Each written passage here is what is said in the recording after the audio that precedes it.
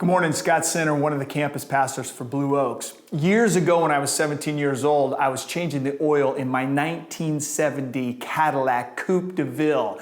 And it was a piece of junk, but I was saving some money to change the oil out. And what we would do at my house is we would put the old oil in these 5-gallon containers, and then we would take them to process them in the right places to take oil back in that day.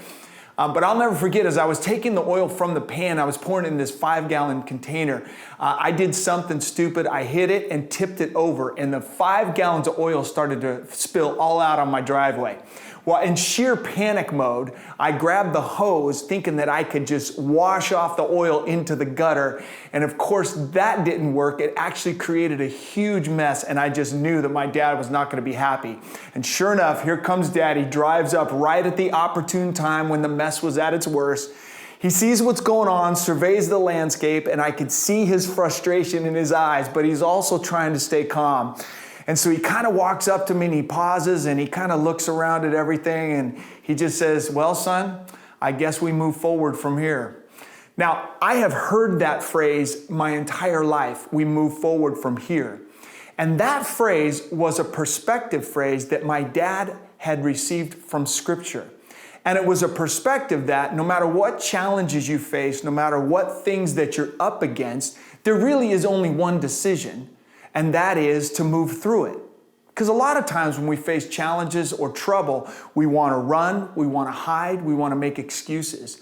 But my dad's perspective came from this scripture from 2 Corinthians chapter 4, verse 17, and it says this: "For our light and momentary troubles are achieving for us an eternal glory that far outweighs them all."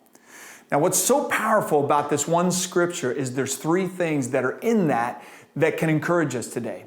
The first one is that Paul addresses our sufferings. God knows that there are struggles in this life. There are troubles. Jesus himself said, in this world you're going to have trouble. The second thing that we grab from this scripture is that God is in it with us. He stands shoulder to shoulder with us through the trials and the struggles of life. And the third thing is that God's got something grand for us on the other side that outweighs anything this life throws in front of us. Now, this is not to say that these earthly struggles that we have are not difficult. We're not making less of them. But what God has planned for us in eternity far outweighs anything that we're working with here, which brought my dad to this decision. With that in mind, every challenge that we face, there is only one decision, and that is we move forward.